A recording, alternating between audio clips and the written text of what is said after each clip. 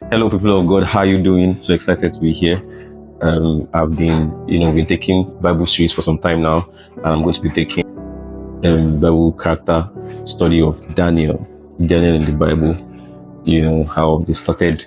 They left the land of Judea and they came to the land of Babylon. They were captured by Nebuchadnezzar, the land of Babylon, and the king intentionally said they need to be trained. Not just them, all the Hebrew boys in that era.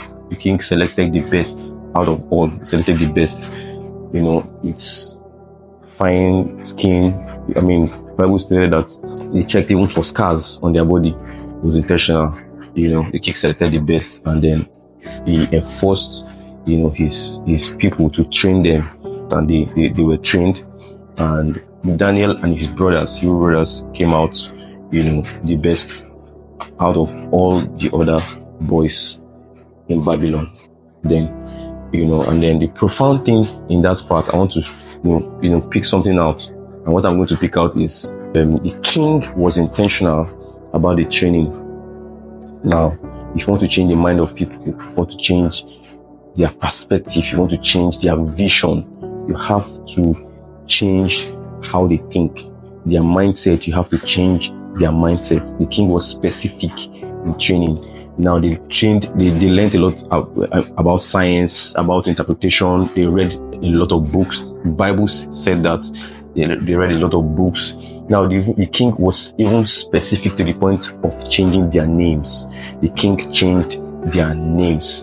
Now, it's true. Now you understand what I'm trying to say by me saying that, if you want to be a changed person, you have to start from your mind.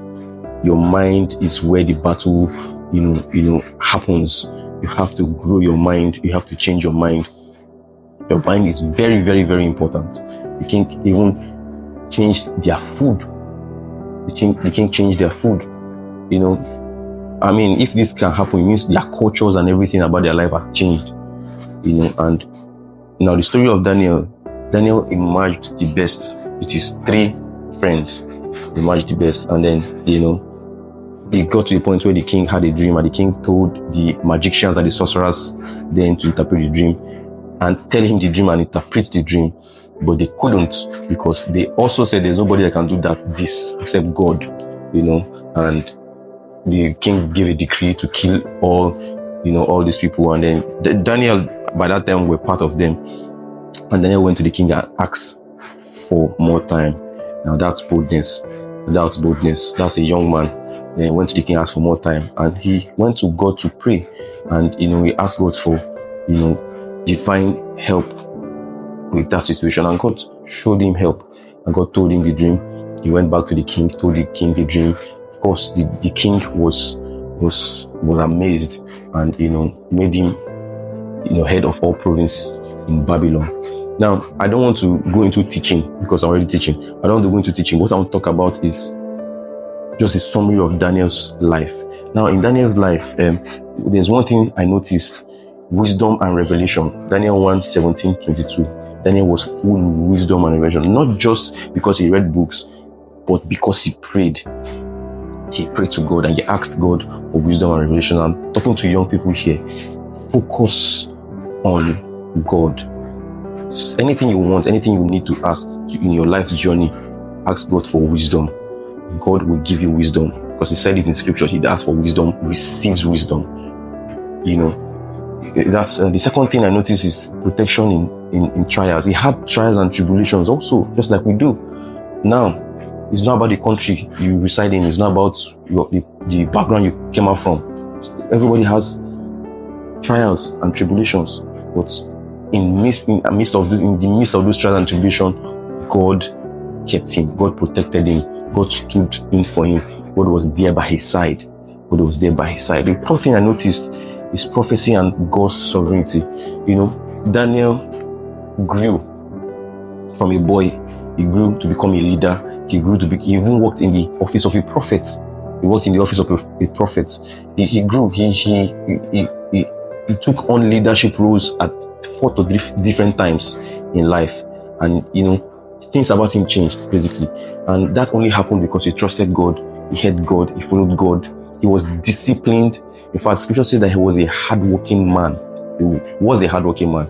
He was learned. He was learned. He read. He schooled. So anything that would bring progress to your life as a young person, be intentional about growth, intentional about value. By the way, let me put this in. Kings can only look out for valued and responsible people. Kings don't look out for people that are not serious. They're not serious. You can't continue plans. You bring up a plan, you don't continue it, you stop. You don't have a direction for your life. Kings only look out for the best. And if you want to stand before kings, you have to be the best. Scripture says, gift of a man maketh a way, and you stand before kings. You have to be the best. Daniel was the best in the country. He was the best. He was better than all the magicians. Only him could interpret the dream, the dreams and the words written on the wall. You know, the name and take over. Only him could do that. Aside the fact that he was with his friends, after, at some point, they left each other. The friends also went through their own trials and tribulation, but they trusted God. Daniel's friends. It had to be put in the scripture. So this is just to encourage young people there. Don't give up. Don't give up. I know you are trying, and you are giving your all. Keep going. God will show up for you. God will show you what you need to do. And lastly, now, Daniel lived a purposeful life. It's not about the money. It's not about the food. It's not about the good life. It's not about the leadership role or post and all those things. It's about what God has called you to do. What are you here to do? If you don't know, pray and tell God to show you. Pray and tell God to, meet somebody that would direct you, what you should be doing. And you just know that this is what God has called me to do. That's how you know. See, it's too important. That's too important because it adds value to your life. It adds meaning. There's now meaning to your life. I'm telling you, you can be living every day working hard and you're not happy. You are getting money, but you're not happy. But the only thing that adds purpose and meaning to your life is when you know what God has called you to do. Very, very important. Now I'm going to read the scripture, Luke 12:23, which says, just to buttress my point, life is more important than food, and the body is more important than what you put on it. Think about that. If you go down, you see what that says. Why worry about this? Why worry about that? When your father had done this and done that, and all of that. What you should be chasing after is value and purpose. Value and purpose. Young people, value and purpose. And see how God will lift you. And see how God will bless you. Thank you, Jeremiah 29:11. God bless you.